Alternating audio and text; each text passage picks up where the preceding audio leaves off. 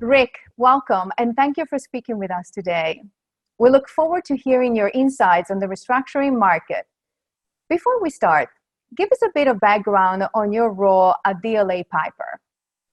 Sure. Thanks for having me today. I'm currently the U.S. managing partner of the firm. I took over that role in April of this year. Not the best time to take over a managerial role, but it's been an interesting period of time for us and the entire legal profession.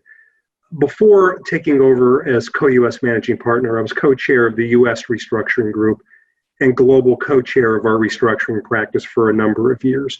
Our restructuring practice spans 6 continents with 180 professionals, serving a number of different disciplines, including company side, lender side, as well as buy side restructuring.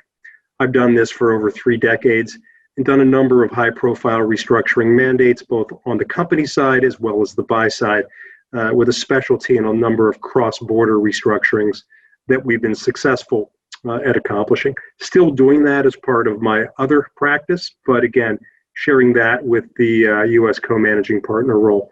Interesting time in the restructuring environment. Absolutely, definitely agree with you. So this restructuring cycle appears to be very different from the previous one. Can you give us your perspective on the differences or potential similarities?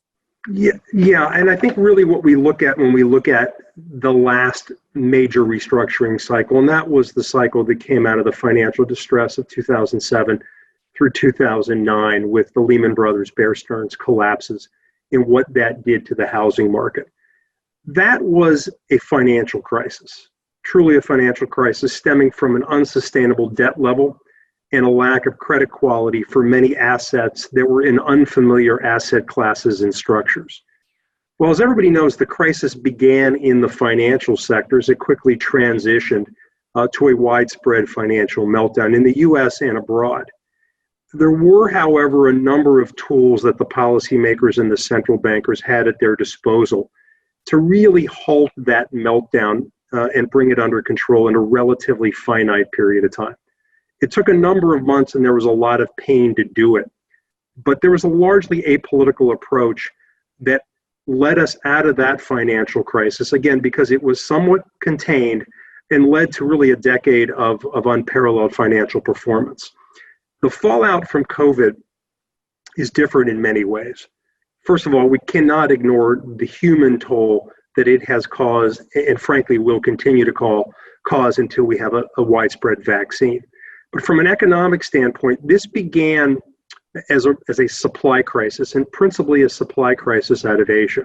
It is now a full-blown demand crisis. It impacts an incredible range of asset classes today, and what we don't know is how deep this is going to go. There were a number of industries, and let's face it, that were facing a financial downturn going into 2020, and we know what those are. You've seen this in retail and hospitality and others.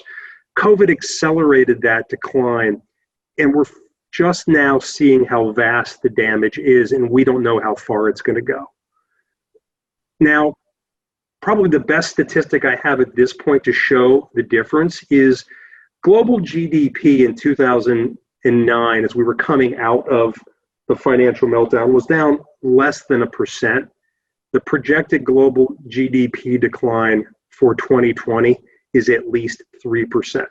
And again, this presumes that we're able to get out of 2020 and start to right the ship in 2021. And with where we are today and where the trend lines are, I'm not sure we're there. Thank you, Rick. That's very helpful. So looking forward into the next 6 to 12 months, what do you think will happen in terms of restructuring activity? Yeah, look, I think the restructuring market and the activity is going to continue to be very strong. And again, it's strong both from the company side, companies that need to be restructured, but also from the credit side. You've got a number of lenders. There's a lot of liquidity in the marketplace, and there are a lot of distressed funds and other players in the market that are using this, appropriately so, as an opportunity to balance their portfolios.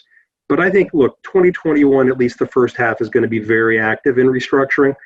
And I think it's going to be pervasive across virtually all industry sectors. Retail, we know what that looks like. Hospitality, transportation, energy. I mean, these are sectors that have experienced a lot of pain this year, and I think there's more pain to occur in those. And then the other one, and one of the largest ones in the U.S. economy, is real estate. I think you're seeing strength in certain pockets of real estate, certainly with residential, with multifamily.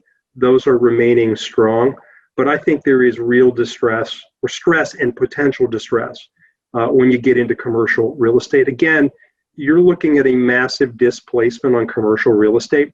People are changing the way in which they do business, especially in the large urban markets. So I think that's a market that we're going to have to look at very, very carefully through 2021. And again, as I noted earlier, we don't know the depth of this, and we don't know how broad it's going to be. Now, it's interestingly today, it is much more of a U.S.-centric issue. Many of the other pockets in Asia and elsewhere have rebounded. But again, without a vaccine and without a halt in the spread, does Asia come back? We're already seeing a return of many of the shelter-in-place regulations in Europe. So again, we don't know the depth of this and how broad it's going to be on a global basis. So let's move into what kind of advice would you give to CEOs? So in terms of their own leadership style, what is most important for CEOs to keep in mind through these cycles of restructuring? It's a great question, and it's one that we get every day, and it's CEOs, it's boards, it's really the C-suite of the companies, and it's really both. I mean, it's companies that are either in the middle of distress or contemplating distress. And I also look at the other side and those that are looking to be opportunistic in a down market. I think first and foremost, stay calm, carry on, and really show your people the leadership that is critical during these difficult times. I think this requires a lot of creativity, especially with demand side issues where the demand for products, the demands for goods and services are declining, and you don't have the ability to forecast what forget the next quarter, what the next month looks like. I think the other thing that is critical in the C-suite today is you have to consider all of the options available. One of the things we tell our clients in this space is time creates optionality, and you need the time in this market, and you also need the support. You need to get really good professionals in the room early and rely upon them. Too often in this space, and we're seeing it now, companies very much want to will this away. The sun will come out tomorrow.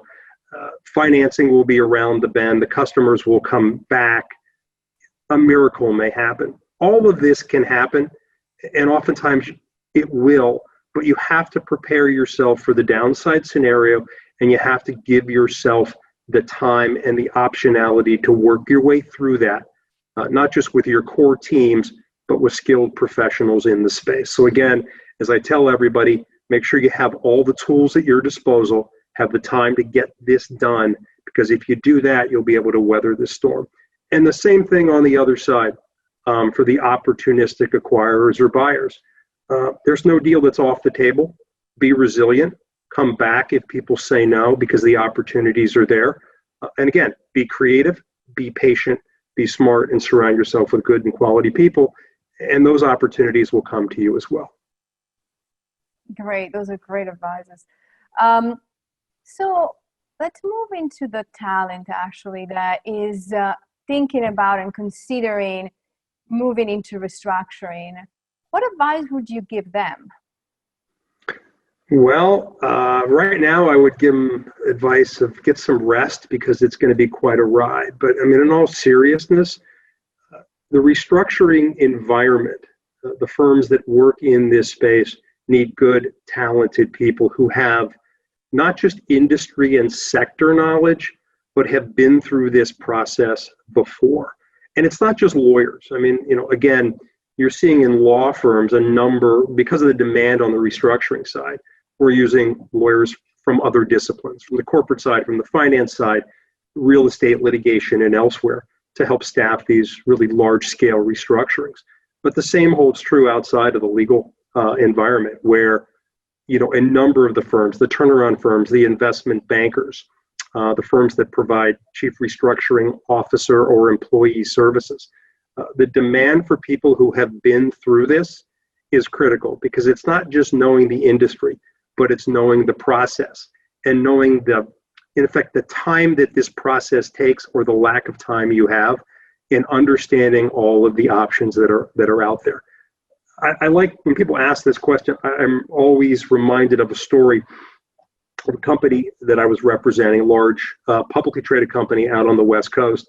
And we had a CFO, and he was a very talented CFO in this space. But we were preparing for bankruptcy, and it was really too much for him. The pressure of the filing, knowing that there may be jobs lost. Fortunately, we were able to keep all of the jobs. But again, the pressure was too much for him. And he left right after we filed. It was just really, he did not want to be associated with this. 6 months later, he calls me and he said, I learned an awful lot and I want to get back in the business. And today he is one of the best interim chief financial officers on the West Coast. So again, it's the skill set, it's the experiential set, and it's the interest in doing creative things. Because again, you got to remember what we're trying to do. We're trying to save businesses, we're trying to save jobs every day. And people who are committed to that and have that experience, I think, will be enormously successful and valuable in this space. Fantastic. Thank you so much for your time today, Rick. We are very grateful for your insight. I appreciate it. Thank you so much.